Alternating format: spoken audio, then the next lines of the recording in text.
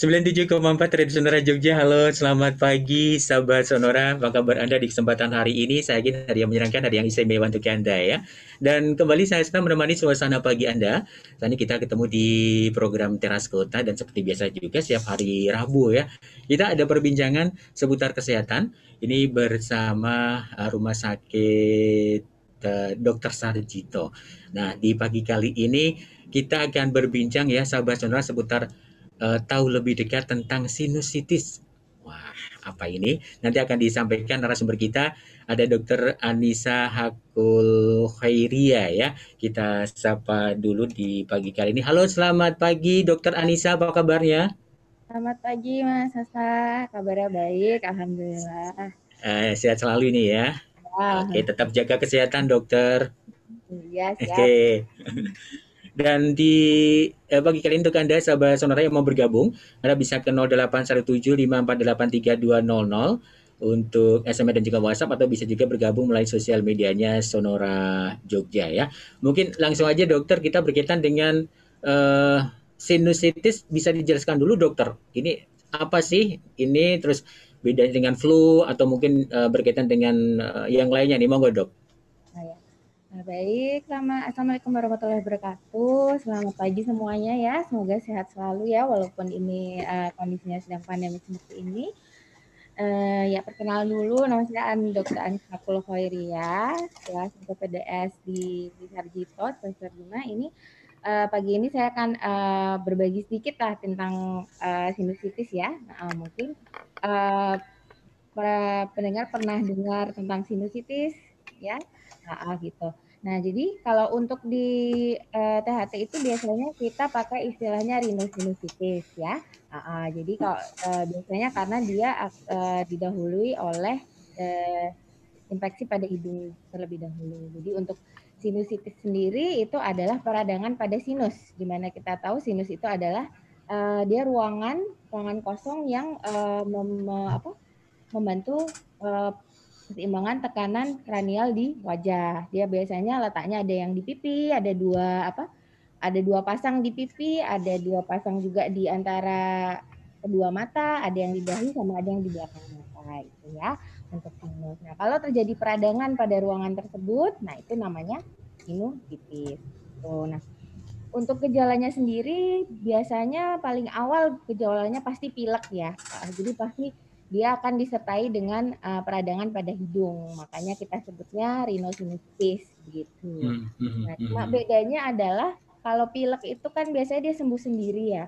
Hanya beberapa hari itu dia bisa sembuh dengan istirahat yang cukup, mungkin hanya dengan obat flu itu juga bisa. Nah, sedangkan untuk rhinosinusitis dia biasanya agak lama. Ya kalau yang akut itu biasa sampai 2 minggu, tapi kalau yang kronis dia bisa berbulan-bulan bahkan bertahun-tahun. Nah, untuk gejalanya biasanya pilek. Pileknya biasanya pilek-pilek biasa, ya kayak pilek pada umumnya, cuman dia tidak sembuh-sembuh walaupun dengan obat pilek dan istirahat yang cukup. Kemudian biasanya ada lendirnya dia lebih kental daripada pilek-pilek biasa dan susah keluar lewat hidung. Biasanya dia ke arah ke tenggorokan, jadi rasanya tidak nyaman begitu di tenggorokan, sehingga pasiennya juga batuk-batuk biasanya karena banyak lendir di tenggorokan gitu. Kemudian yang kedua biasanya disertai hidung tersumbat juga. Nah, itu juga bisa karena dia flu dulu, terus hidungnya tersumbat, terus kemudian terjadi sinusitis. Nah, tanda khasnya biasanya ada pusing atau sakit di kepala, tergantung sinus yang terkena mana. Kalau yang terkena di pipi biasanya nyerinya ya di sekitar daerah pipi. Kalau misalnya di antara kedua mata berarti kena sinus yang di antara kedua mata. Bisa juga di dahi atau di kepala bagian atas atau kepala di bagian belakang juga bisa. Tergantung sinus yang terkena. Kemudian biasanya kalau kondisi awal-awal ada demam. Itu juga bisa, tapi demamnya juga tidak bertahan lama dan tidak terlalu tinggi. Nah, kemudian terkadang juga bisa gangguan penciuman juga. Mungkin seperti itu ya untuk sinusitis. Nah, kemudian penyebabnya apa? Penyebabnya tuh sebenarnya karena infeksi atau peradangan yang sudah berjalan sangat lama. Nah, Hmm, hmm. untuk penyebabnya ini bisa dibagi dua, bisa dibagi dari dua faktor. Faktor dari Hmm. pasiennya sendiri, dari kita sendiri, atau faktor dari lingkungan. Kalau dari kita sendiri ada banyak penyebabnya, bisa karena bawaan, misalnya ada kelainan pada mukosanya itu juga bisa. Jadi dia pembersihan hidungnya juga tidak sempurna, makanya terus banyak virus, alergi atau debu yang tidak bersih dari hidung begitu. Kemudian yang kedua Hmm. kondisi alergi atau sistem imun yang kurang baik, misalnya pada pasien-pasien imunokompromis atau pada pasien-pasien dengan penyakit autoimun itu juga bisa terjadi. Kemudian ada kelainan anatomis di hidung Hmm. atau di sinus, misalnya tonjolan hidungnya terlalu besar atau sekatnya bengkok, itu juga bisa kelainan bawaan secara anatomis. Kemudian bisa juga karena adanya massa atau tumor yang menyumbat drainase sinusnya, itu juga bisa. Gitu. Itu untuk faktor dari pasiennya, hostnya. Nah, kalau untuk faktor dari lingkungan bisa dari paparan debu-debu atau paparan lingkungan, misalnya debu atau kalau ada yang alergi serbuk bunga itu juga bisa. Kemudian trauma, ya. Jadi post trauma itu biasanya terjadi peradangan pada bagian hidung, terutama kalau misalnya hantamannya di bagian hidung itu juga bisa nanti kemudian terjadi luka pada sekat hidungnya mungkin atau luka pada rongga hidungnya gitu. Kemudian paparan bahan kimia atau pasca operasi gitu juga. Pasca operasi fraktur hidung, hidungnya patah itu juga bisa. Oh Itu gitu. mungkin Oke, dokter ini sinusitis ini sebenarnya bisa sembuh kalau misalnya dia ringan gitu bisa sembuh sendiri tanpa pengobatan lebih lanjut kayak gitu bisa nggak sih atau memang harus ada pembenahan nyun sewu di bagian-bagian dekat hidung kayak gitu gimana?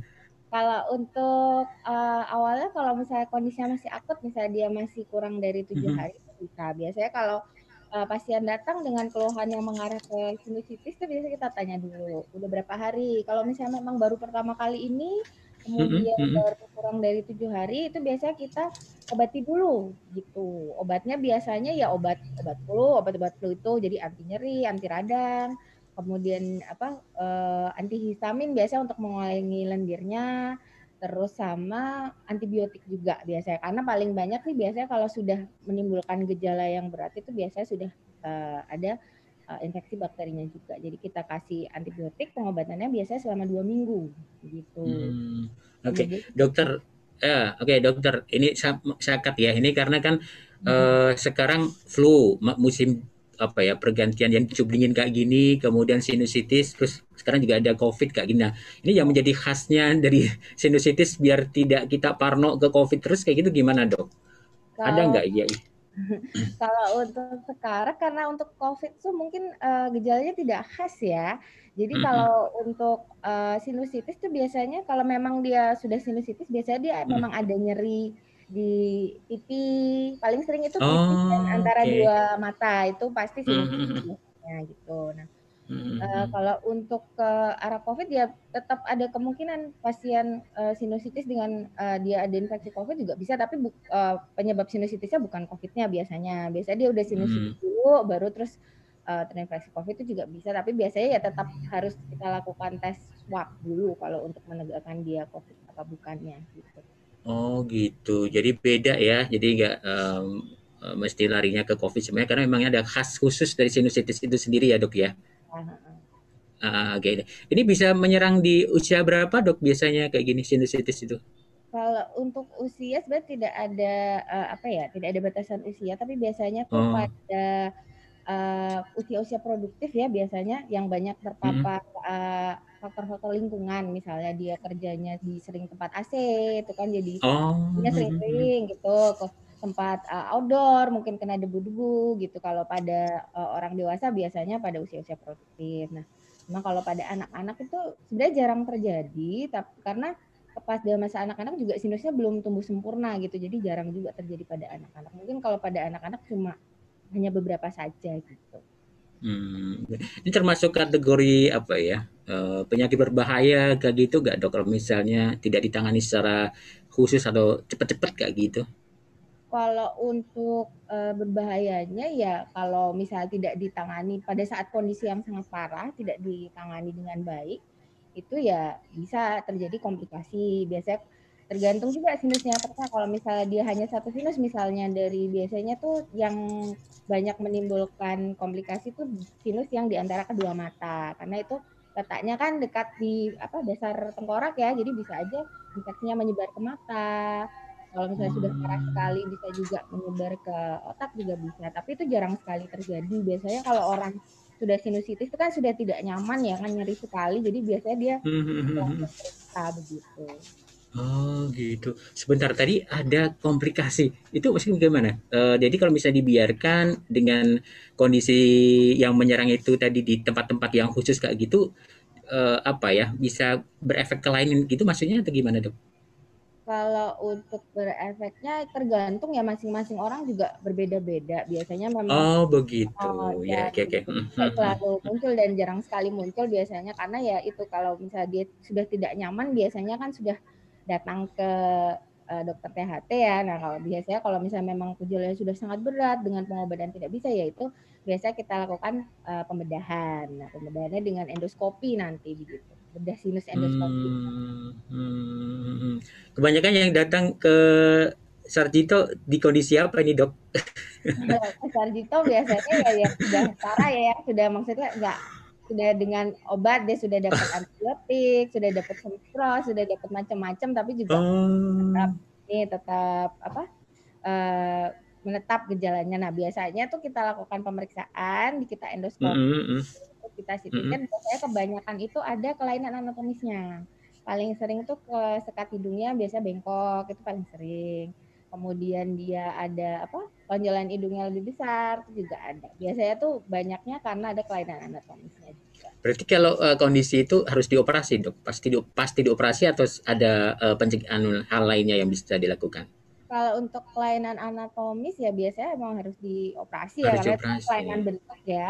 Kalau misalnya yang apa kalau tidak ada kelainan masih baik biasanya sih memang kita terapi obat dulu. Kemudian kita lihat juga dari CT scan kan biasanya kita CT scan dulu itu apakah Mhm, sinusnya masih bagus, seberapa berat cairannya, terus ke mhm, kelainannya seberapa berat gitu. Jadi biasanya kan sinus itu kan ada salurannya ya. Jadi mhm mhm. sinus itu ada saluran drainase ke hidung. Nah, itu kalau kita periksa CT scan tuh kita lihat apakah salurannya itu bagus atau udah menutup karena ada radang di situ, ya itu baru nanti kalau misalnya, oh ini nggak bisa, ini harus dibuka salurannya. Nah itu baru kita rencanakan untuk dilakukan tindakan bedah. Gitu. Jadi memang Oke. kita evaluasi dulu biasanya. Dievaluasi dulu ya, tidak langsung, tindakan itu, dilakukan ya, bedahnya itu ya. Karena kadang kan yang serem itu kalau dilakukan bedah itu udah deg-degan dulu, kata-kata Iya. itu. Dokter Anissa kita harus break dulu sebelum nanti kita lanjutkan lagi berbicara kita di kesempatan pagi kali ini seputar tahu lebih dekat tentang sinusitis ini dan tekan ada juga sahabat Sonora yang mau bergabung silahkan ya Anda bisa ke 081754832200 untuk ke SMS dan juga WhatsApp-nya atau bisa telepon langsung di 5577762.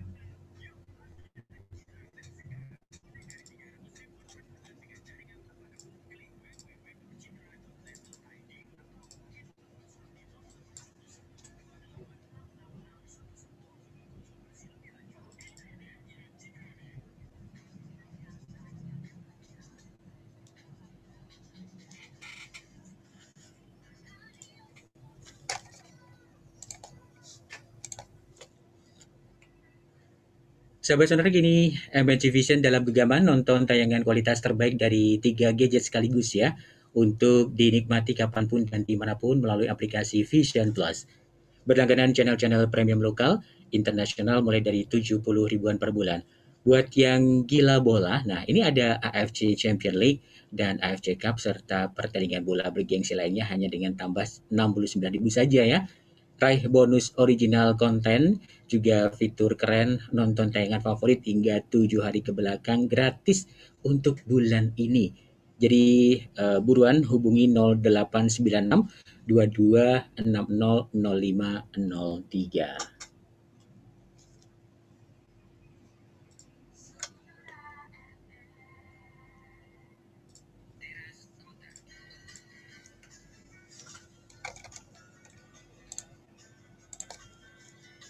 Siap ya dok ya? Iya, Mas.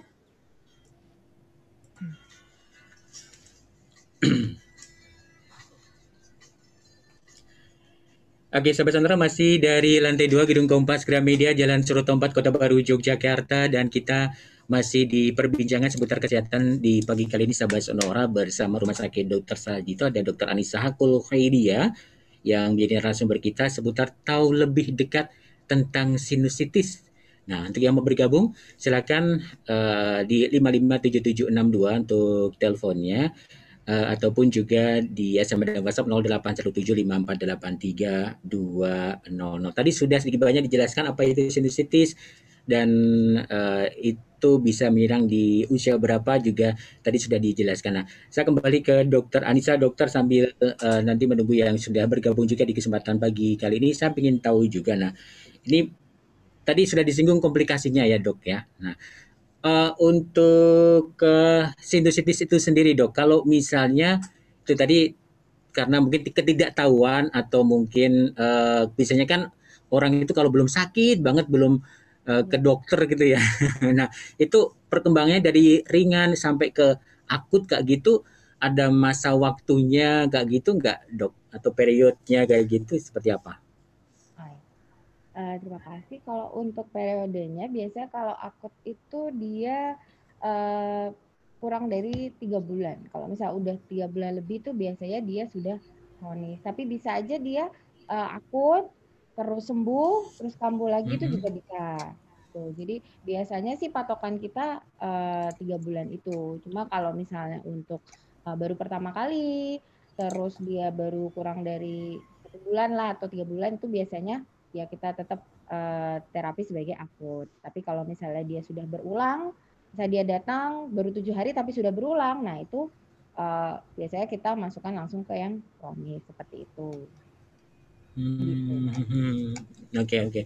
Terus itu kita harus segera dibawa ke dokter itu kapan itu? Berarti kalau di kondisi-kondisi gitu.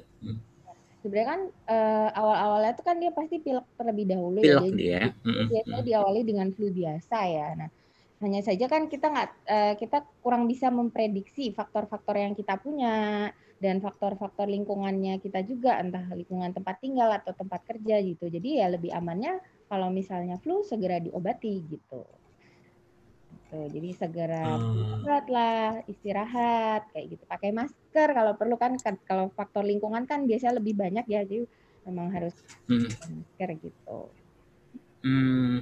Oke, itu sebelumnya boleh minum obat-obatan apa ya maksudnya yang didapat dibeli sendiri di apotek kayak gitu kalau misalnya itu flu kayak gitu yang mengarah pada sinus kayak gitu. Gak apa-apa dok? Ya nggak apa-apa kalau misalnya, karena memang kalau untuk awal pertama kali misalnya dia Hmm, pertama hmm, kali flu gitu kan biasanya memang nggak masalah kalau misalnya pakai obat-obat terlebih dahulu, karena flu itu kan sebenarnya dia sifatnya bisa sembuh sendiri ya, dia hanya perlu ya imunitas tubuh aja, biasanya dengan istirahat yang cukup, makan yang banyak itu dia bisa sembuh gitu. Nah, namun kalau misalnya memang ada faktor lain dari entah dari kita atau dari lingkungan, nah itu yang biasanya membuat sembuhnya itu jadi lama gitu.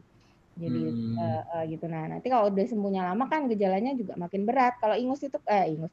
Kalau pilek itu kan biasanya hmm, ingusnya ya encer-encer aja, gampang keluar gitu hmm, kan. Nanti lama-lama kok udah nggak sembuh-sembuh ini, kok apa? Lendirnya kok tambah kental, terus tambah kok kayak hidungnya tersumbat banget, jadi nggak bisa kerja, nggak bisa tidur. Nah, itu berarti sudah ada gangguan istilahnya kayak gangguan dia yang terkait kehidupan sehari-hari gitu, dia nggak bisa Hmm. tidur, nggak bisa istirahat, nggak bisa konsentrasi kerja. Nah itu biasanya sudah langsung pada ke dokter, baru kayak gitu kan baru pada ke dokter kayak gitu. Nah nanti biasanya kalau sudah seperti itu kita kasih antibiotik dulu, mungkin sudah mulai infeksinya sudah berlanjut, sudah nggak virus lagi, sudah ada infeksi lain, misalnya sudah ada bakteri, atau mungkin ada faktor lain, oh ternyata ada Hmm. alergi nih, pasiennya kayak gitu. Nah, berarti kan memang harus ada tata laksana lagi untuk alerginya seperti itu.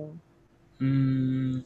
Oh, sinusitis ini berarti memang beda ya dengan infeksi infeksi hidung kayak gitu ya? Beda, Dok? Ya beda. Oh, oke oke. Bayangan saya ada kaitannya gitu. Itu ya beda ya. Dan tata laksananya juga beda ya. Tata laksananya beda biasanya. Kalau Hmm. infeksi itu hanya di hidung mah biasanya ya gejalanya tidak berat.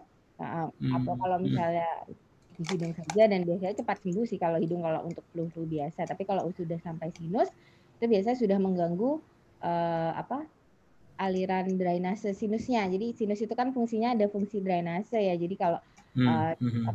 untuk misal kuman yang masuk ke sinusnya itu dia punya mekanisme sendiri untuk mengeluarkan kumannya itu istilahnya. Nah, jadi dengan drainase itu tadi. Nah, kalau misalnya sudah terganggu, nah itu biasanya sudah terjadi sinusitis. Nah, makanya itu kita bantu obati dengan antibiotik, kemudian dengan cuci hidung biasanya itu kalau misalnya masih tidak membaik ya berarti biasanya kita lakukan pembedahan itu tadi. Kalau misalnya memang tidak membaik dengan obat yang sudah maksimal seperti itu. Hmm. Hmm. Tidak membaik itu artinya gimana? Nggak sampai terjadi keparahan luar biasa kayak gitu berkaitan dengan apa flu-nya kayak gitu atau sakitnya yang sampai menjalar kemana-mana kayak gitu? Biasanya kalau untuk pengobatan sinusitis itu yang sulit adalah mengontrol faktor penyebabnya. Biasanya sih Ah. karena kita harus tahu pemicunya dulu gitu. Nah, Oh, pemicunya oke. itu yang paling sering kita temukan ya memang alergi gitu. Nah, tapi kan tidak semua orang tahu mereka tuh alergi apa. Kalaupun alergi debu, komponen debunya itu apa? Misalnya tungai tungai kutu atau ada serbuk sari atau seperti itu. Jadi apa komponen alerginya itu biasanya orang-orang nggak tahu. Jadi mereka ini avoidance, jadi menghindari pemicunya itu yang susah kita kontrol biasanya. Itu paling Hmm. sering sih yang kita temukan memang yang alergi seperti itu. Jadi kalau misalnya emang sinusitis dengan faktor alergi itu biasanya ya kita tambah terapinya dengan terapi alergi juga seperti itu. Hmm. Tapi bisa makin parah tuh dok, bisa sampai akut nggak kalau yang alergi itu? Kalau yang alergi itu biasanya mungkin dia hanya Hmm. rintis alergi biasa, jadi alerginya cuma di hidung aja gitu. Entah Hmm. Hmm. misalnya kalau kena debu dia sering bersin-bersin atau hidungnya Oh, gatel kayak gitu. Kalau apa misalnya makan makanan tertentu bersin-bersin apa hidungnya gatal gitu juga itu biasa ke arahnya ke alergi. Cuma kan banyak orang tidak tahu mereka alergi apa. Terus alerginya itu apa seberat apa kan biasanya nggak ngerti tahu-tahu datang-datang sudah parah itu juga bisa. Nah, biasanya jadi dia sebenarnya tidak mungkin penyebabnya bukan alerginya ya, tapi karena dia punya istilahnya faktor pemberatnya itu alergi. Jadi kalau misalnya hmm. alergi itu kan pasti lendirnya lebih banyak pada apa Oke. di hidungnya makin banyak. Nah, jadi sehingga kalau faktor pemicunya mungkin debu dan sebagainya itu kan lebih akan apa lebih banyak yang terekspos ya ke mukosa di lendirnya itu lama kelamaan akan terjadi infeksi di situ. Wah, makin menarik ini dok. Jadi banyak tahu nih tentunya ini. Nanti akan kita lanjut lagi perbincangan kita karena kita harus cocokkan dulu tanda waktu kita di kesempatan pagi kali ini dan juga terima kasih untuk Anda sahabat sonora yang terus bergabung di perbincangan seputar kesehatan bersama Rumah Sakit Sarjito tentang tahu lebih dekat tentang sinusitis. Ada Dokter Anissa Hakulo Khairia yang nanti akan menjawab pertanyaan Anda di kesempatan pagi kali ini. Silakan yang mau gabung di 557762 ataupun juga SMS dan WhatsApp-nya di 0817548320.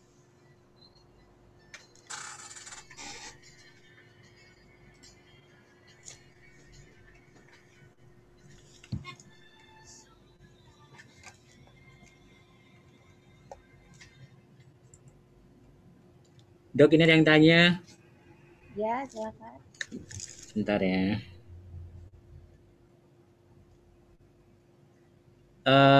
Gini, Kalau sudah pernah dilakukan operasi sinus, kayak gitu apakah ada kemungkinan bisa terjadi sinus lagi, Dok?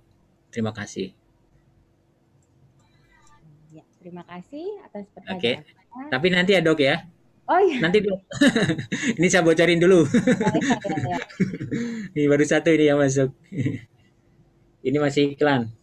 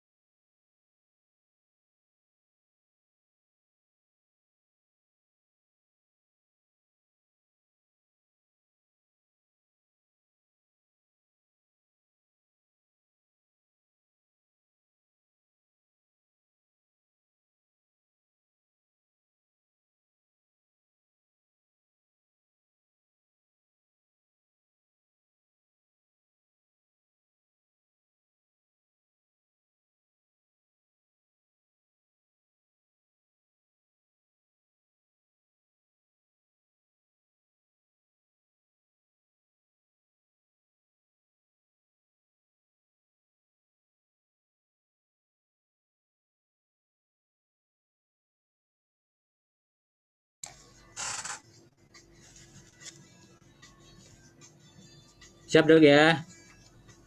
Ya,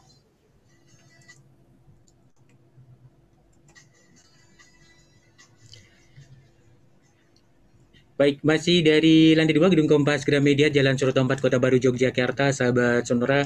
Kita masih di perbincangan pagi kali ini. Nah, membahas seputar sinusitis ini bersama Dr. Anissa Hakul Khairia ya. Kenapa kita harus tahu lebih dekat ya ini ya? Pasti ada sesuatu yang mesti kita nanti kalau misalnya ada teman, aduh jangan sampai ya. Tapi kalau misalnya ada teman atau saudara yang terkena bisa ada penanganan yang lebih cepat gitu biar tidak terjadi yang lebih lanjut atau tadi disampaikan keakutan gitu ya. Nah, oke dokter ini ada yang bergabung dulu sebelum nanti kita lanjut lagi perbincangan kita ya dok ya. Oke, ya terima kasih. Ini untuk Ibu Diana ini yang ada di Jalan Gejayan. Ini selamat pagi dokter, terima kasih untuk penjelasannya luar biasa sekali. Saya mau tanya dok, berkaitan dengan sinusitis ini sebentar nih saya refresh lagi. Iya.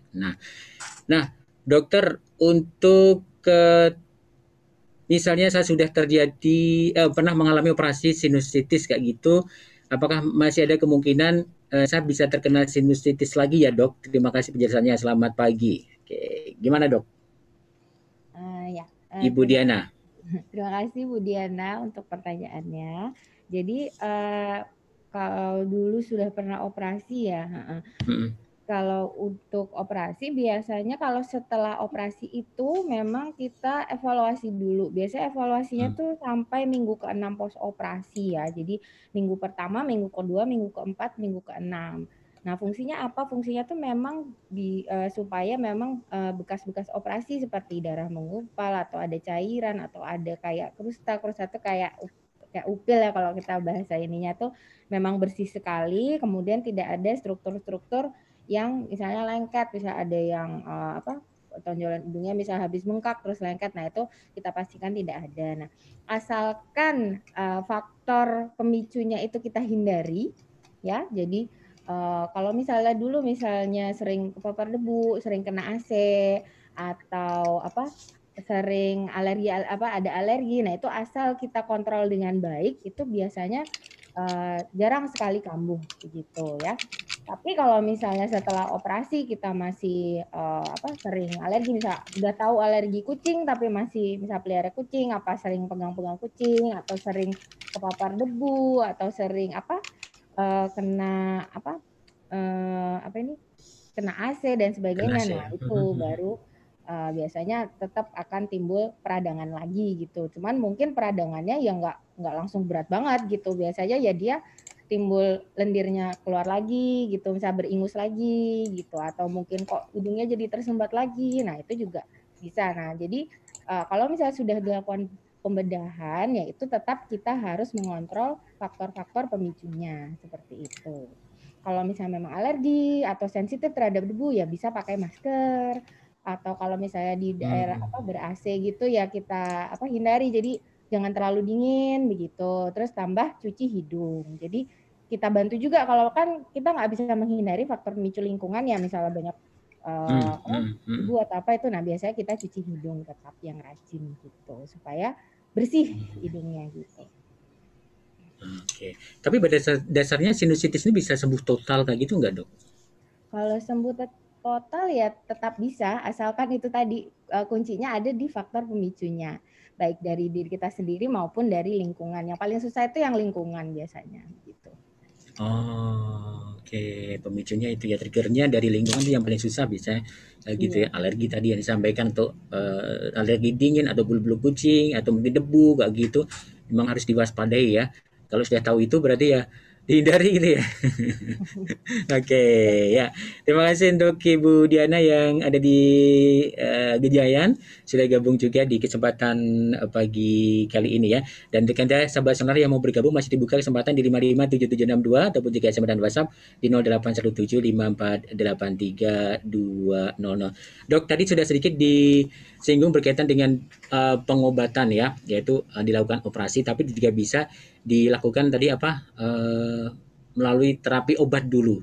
Nah, mungkin bisa dijelaskan lagi dokter ini kalau kondisi ini terapi obat, kalau kondisi ini memang harus dilakukan pembedahan, kayak gitu mungkin bisa diulangi lagi dok biar semuanya lebih jelas nih monggo. Oh ya.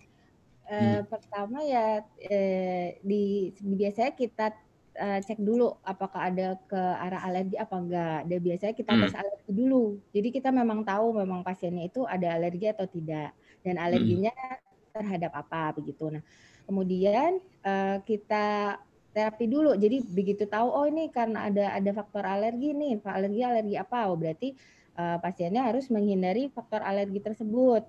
Kemudian kita cuci hidung yang cuci hidung yang rutin, kemudian kita kasih obat sesuai dengan gejalanya. Oke, sebentar dok. Rutinnya itu rutin berapa hari atau sehari Biasanya berapa kali kayak sehari gitu? tergantung lendirnya. Kalau lendirnya kental sekali itu sampai warnanya misal udah kuning kental banget, itu biasanya ya bisa sehari bisa sampai 4 kali. Tapi kalau Itu rutin ya sehari biasanya 2 kali. Tiap hari itu itu bisa. dilakukan sendiri atau harus ke di dokter kayak yang Dilakukan cuci itu? sendiri. Dilakukan Oh gitu. sendiri. Nanti pakai Hmm. jarum suntikan itu, tapi nggak pakai jarumnya. Jadi pakai suntikan itu sama air Oh. infus itu, nah terus dicuci hidungnya begitu. Oh, Kayak oke. gitu. Lanjut, oke, lanjutkan dulu dokter, monggo. Terus habis itu kita kasih obat antibiotik, biasanya terapi antibiotik itu Mhm. kemudian kita beri terapi untuk alerginya kalau misalnya memang dia ada alergi, sama terapi lain-lainnya jika diperlukan. Kalau lendirnya kental sekali, biasanya kita kasih yang pengencer dahak atau pengencer lendir. Kemudian kalau misalnya ada hidung tersumbat, biasanya kita kasih dekongestan juga kayak gitu. Nah, kemudian Mhm. diminum obat selama 2 minggu biasanya. 2 minggu nanti datang kita evaluasi lagi gitu. Biasanya kita endoskopi lendirnya masih seberapa banyak, masih radang apa enggak, seperti itu. Kalau sudah membaik, biasanya kita lanjutkan cuci hidung sama pengobatannya kalau ada gejala aja. Misal kalau misalnya nyeri, kita kasih anti nyeri. Kalau misalnya tersumbat, kita kasih hidung tersumbat. Tapi cuci hidungnya biasanya kita lanjutkan terus begitu.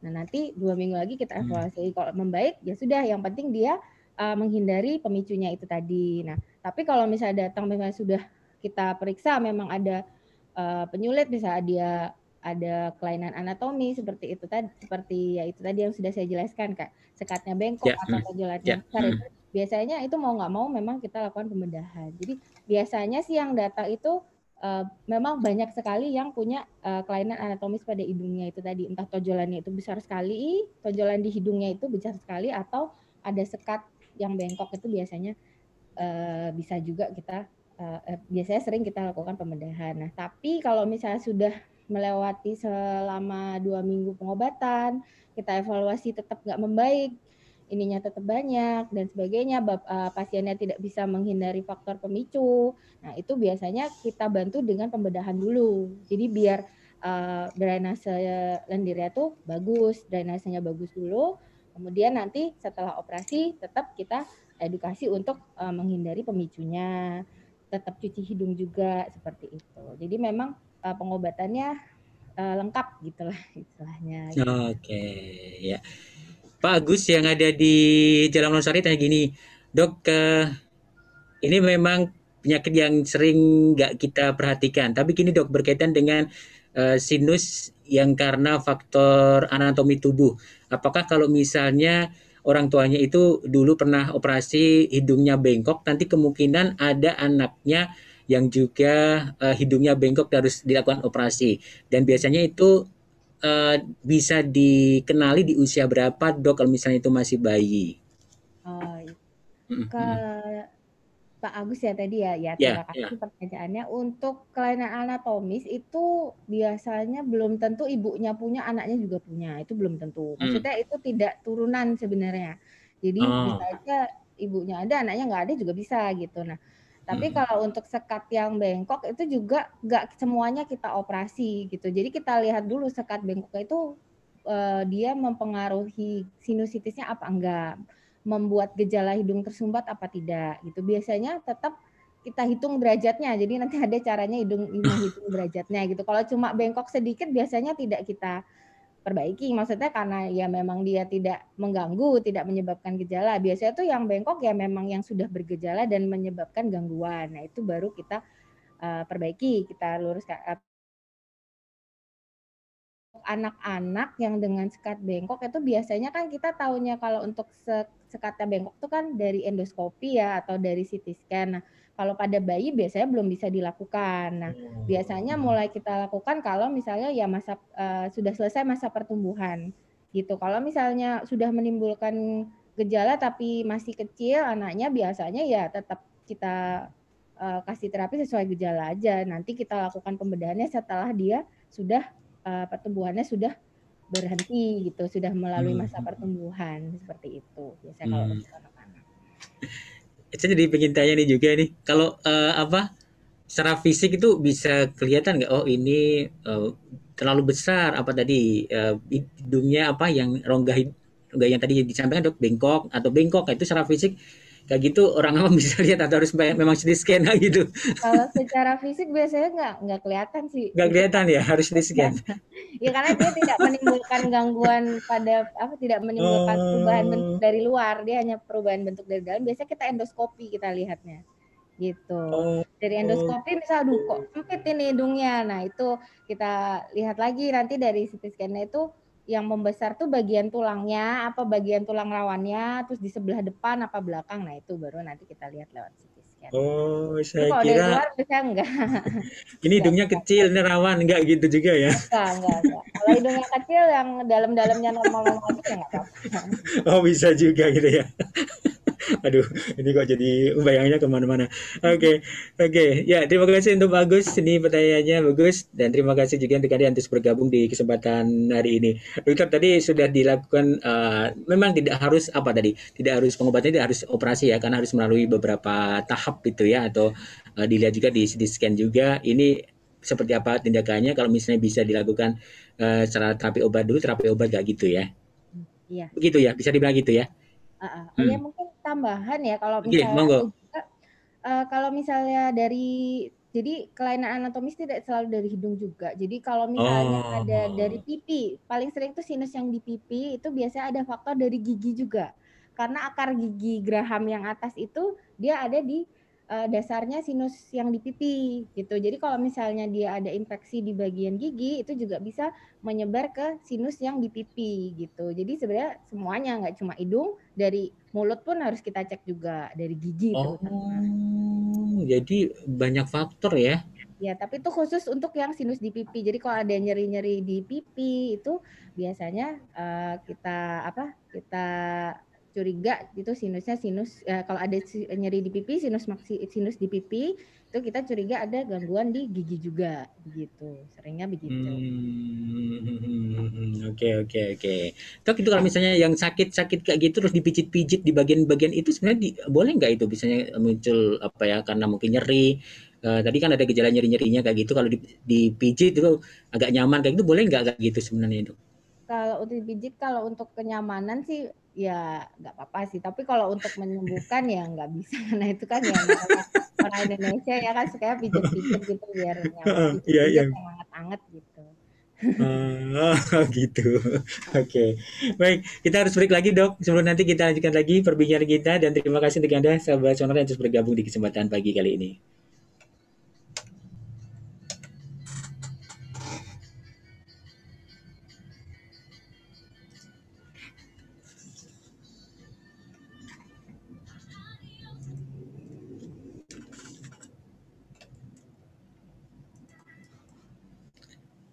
Halo, Mbak dari Pronkes, Mbak Rani, ada yang mau disampaikan nggak nanti?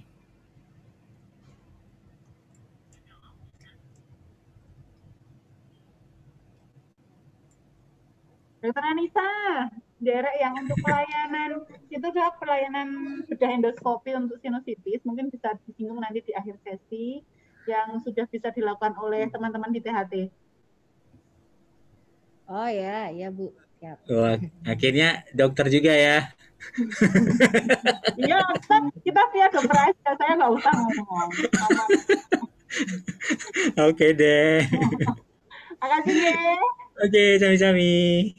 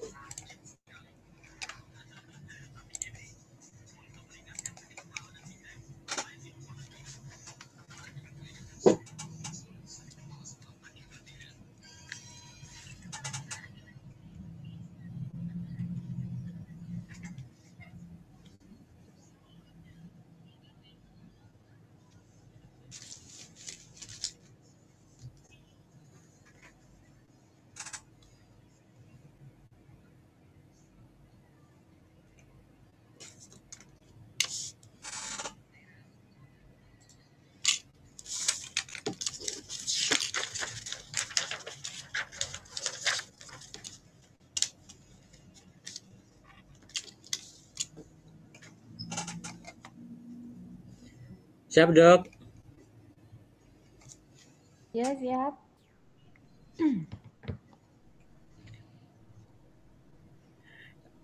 97,4 Radio Sonora Jogja dan masih terus menemani suasana pagi Anda, sahabat Sonora. Kita masih di perbincangan pagi kali ini ya.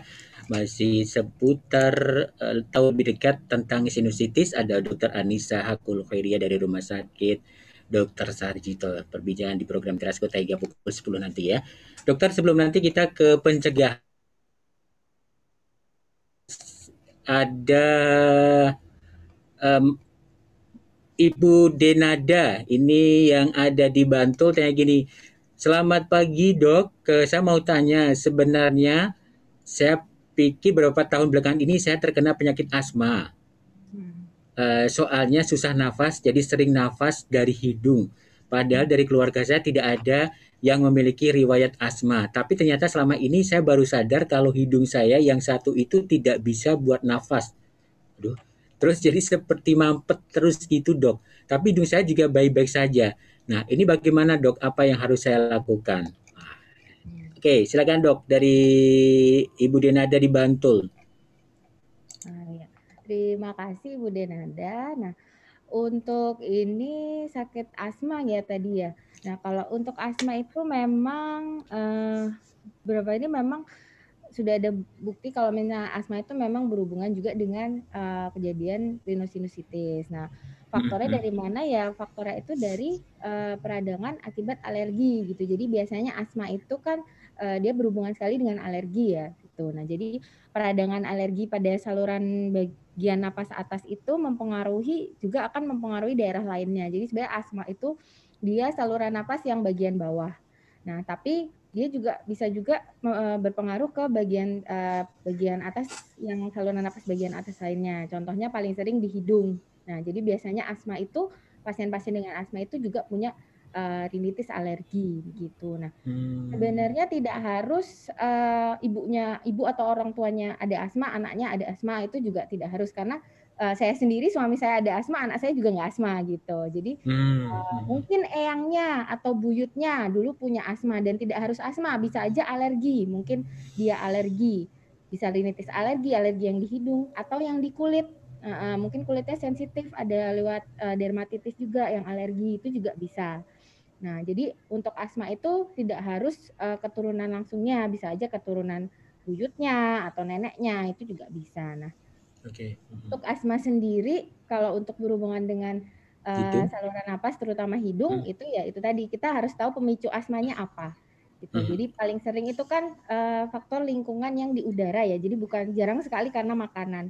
Jadi yang di udara. Nah, makanya itu harus kita pertama-tama harus kita tes alergi dulu. Jadi ibu harus tahu ibu alergi apa. Jadi ibu bisa menghindari gitu. Misalnya di tes alergi, oh ternyata saya alergi ini nih, debu tungau. Jadi kalau untuk alergi itu ada namanya tungau. Jadi di kayak semacam makhluk kutu gitu, tapi kecil sekali. Nah, itu biasanya ada di debu. Nah, kalau seperti itu ya ibu harus menghindari pemicunya. Misalnya debu, oh ya saya pakai masker, saya cuci hidung. Terus saya kalau bersih-bersih rumah harus maskernya harus tebal. Terus saya nggak banyak perabotan di rumah biar nggak banyak debu. Nah, seperti itu. Jadi modifikasinya tidak hanya dari pakai masker dan sebagainya, pengobatan dan sebagainya, tapi modifikasi gaya hidupnya juga gitu. Jadi memang harus kita kontrol faktor pemicunya kalau misalnya untuk asma seperti itu. Gitu ya. Begitu ya Bu Denada tadi yang ada di Bantul, tapi untuk lebih ininya mungkin periksa ke dokter ya biar lebih jelas lagi dok ya, harus dilakukan apa tindakan lebih tepatnya gitu ya. Oke, dokter mungkin ada informasi yang perlu disampaikan juga ini berkaitan dengan Rumah Sakit Sarjito dok, monggo.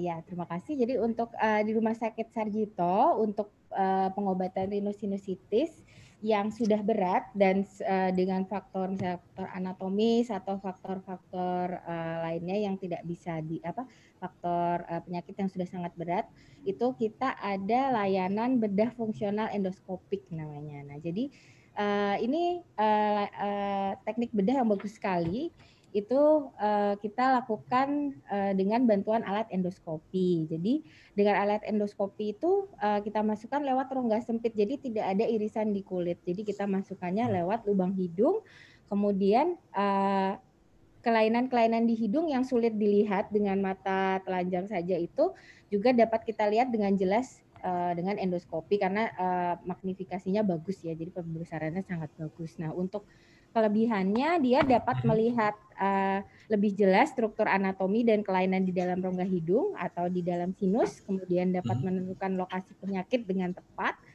dan luka operasi yang minimal karena tidak ada irisan operasi di muka, dan penyembuhannya dia lebih cepat serta lebih nyaman. Jadi dan perawatannya tidak lama ya gitu. Dan juga fungsi hidung dan sinusnya bisa dipertahankan. Oh gitu. Nah, biasanya Oke. untuk rhinosinusitis kita sudah ada layanan bedah sinus endoskopi. Oke, baik. Oke, informasinya ini ada di Sarjito ya. Oke, nah untuk mengakhiri kebersamaan kita dokter, ini berkaitan dengan tadi sudah sedikit disinggung di awal-awal, tapi nggak apa-apa kita sebagai closing kita pencegahannya nih, biar kita tetap terhindar dari sinusitis ini atau seperti apa, monggo. Ya, untuk pencegahannya, jadi yang pertama harus sehat. Jadi Sehat. jaga kesehatan, makan yang bergizi, tidur yang cukup, gitu tetap harus menjadi kunci utama. Nah, yang kedua jangan meremehkan flu, gitu. Jadi kalau sakit flu segera diobati, beli obat atau makan yang cukup, tidur, istirahat, gitu ya. Itu untuk pencegahannya. Kemudian yang selanjutnya adalah kita harus tahu kalau misalnya kita sudah punya riwayat rhinosinusitis atau pernah rhinosinusitis, kita harus tahu pemicunya apa. Jadi kita bisa melakukan penghindaran atau avoidance dari faktor pemicu tersebut. Nah, kemudian yang terakhir adalah cuci hidung. Jadi walaupun tidak ada kelainan atau tidak ada gangguan, tidak sakit, tetap cuci hidung nggak apa-apa. Apalagi dalam masa COVID seperti ini, wah cuci hidung itu luar biasa sekali. Jadi dia bisa membersihkan virus-virus yang ada di belakang hidung, itu di hidung juga. Nah, selain pakai masker, kita juga harus cuci hidung seperti itu. Oke. Baik. Dokter Anissa, terima kasih sekali informasinya. Semoga ini cukup bermanfaat untuk semuanya ya dok ya. Ya, tetap jaga kesehatan dok dan selamat bertugas kembali. Ya, sama-sama. Terima kasih Mas Sesta atas waktunya dan kesempatannya. Oke.